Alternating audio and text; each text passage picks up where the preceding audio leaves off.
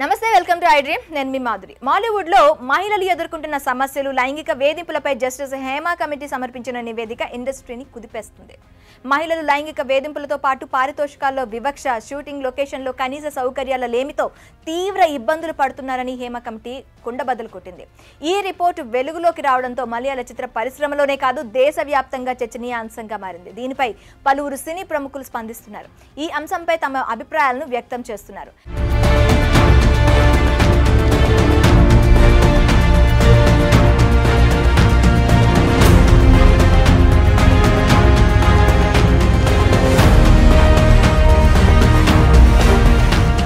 Hema committee reports పై నటి రాధిక స్పందించారు. మలయాళ చిత్ర పరిశ్రమలోనే కాకుండా చాలా ఇండస్ట్రీలో ఇలాంటి పరిస్థితులు ఉన్నాయని చెప్పారు. కొంతమంది వ్యక్తులు నటిమనుల కార్వాన్స్ లో సీక్రెట్ కెమెరాలు పెట్టి వీడియోలు చిత్రీకరించిన సందర్భాలు కూడా ఉన్నాయని ఆమె ఆరోపించారు. చిత్ర పరిశ్రమలో మహిళలకు ఇలాంటి పరిస్థితులు ఎదురు కావడం దురదృష్టకరమన్నారు. 46 ఏళ్ల నుంచి తాను ఈ పరిశ్రమలో ఉన్న అన్ని చోట్ల ఇదే విధమైన సమస్యలను మహిళలు ఎదుర్కొంటున్నారని రాధిక ఆవేదన వ్యక్తం చేశారు. 46 ఏళ్ల నుంచి తాను ఈ పరిశ్రమలో ఉన్నప్పటికీ అన్ని చోట్ల ఇదే విధమైన సమస్యలు మహిళలకు ఎదురవుతూనే ఉన్నాయని రాధిక ఆవేదన వ్యక్తం చేశారు. ఒక సినిమా చిత్రీకరణలో భాగంగా కేరళ వెళ్ళినప్పుడు జరిగిన ఘటనను తాను ఎప్పటికీ మర్చిపోలేనన్నారు. షాట్ ముగించుకొని తాను వెళ్తుండగా సెట్లో కొంతమంది మగవాళ్లు ఒక చోట కూర్చొని ఫోన్లో ఏదో చూస్తూ నవ్వుకుంటున్నారని చెప్పారు.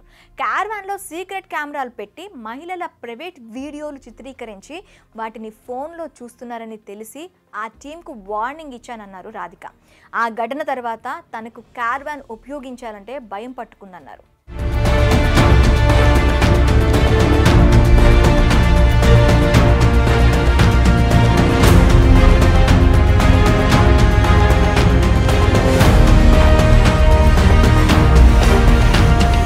ఇక ఈ అంశంపై స్టార్ నటి సమంత మరోసారి స్పందించారు.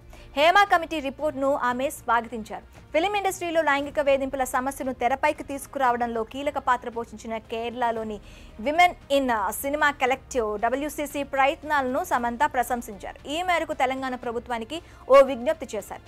తెలుగు చిత్ర పరిశ్రమలోని మహిళలపైన తాము హేమా కమిటీ రిపోర్ట్స్ను స్వాగతిస్తున్నామని, WCCని స్ఫూర్తిగా తీసుకుని టాలీవుడ్ ఫిల్మ్ ఇండస్ట్రీలోనూ 2019లో the voice of women ఏర్పాటైందన్నారు.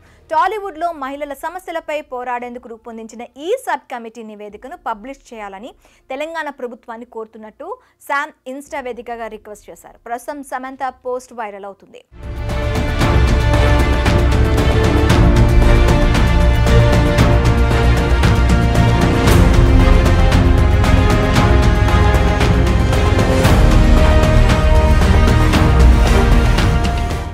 Justice Hema committee report దేశవ్యాప్తంగా చర్చనీయాంశంగా మారుతుంది.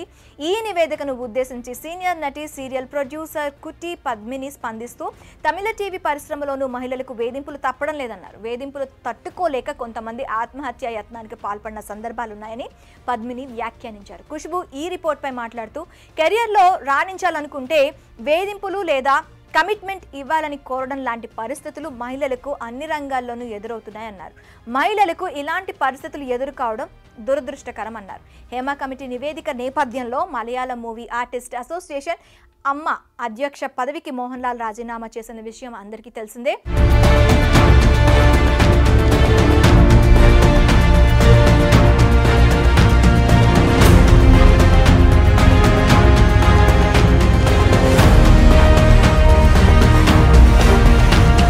ఆయనతో పాటు మొత్తం 17 మంది పాలక మండలి సభ్యులు తమ పదవుల నుంచి వైదొలిగారు.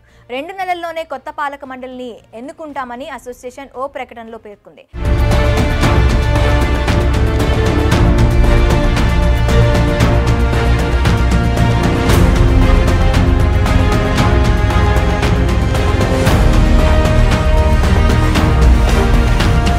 అమ్మ సంఘంలో సభ్యులుగా ఉన్న దర్శకుడు రంజిత్, నటులు సిద్దికి, బాబురాజ్, జయసూర్య, ముఖేష్, సూరజ్ వెంజరాముళ్లపై లైంగిక వేధింపుల ఆరోపణలు వచ్చాయి. ఈ నేపథ్యంలో ఆరోపణలు ఎదుర్కొంటున్న వారిపై కేరళ ప్రభుత్వం ఎలాంటి చర్యలు తీసుకుంటుందోనని ఆసక్తిగా చూస్తున్నారు.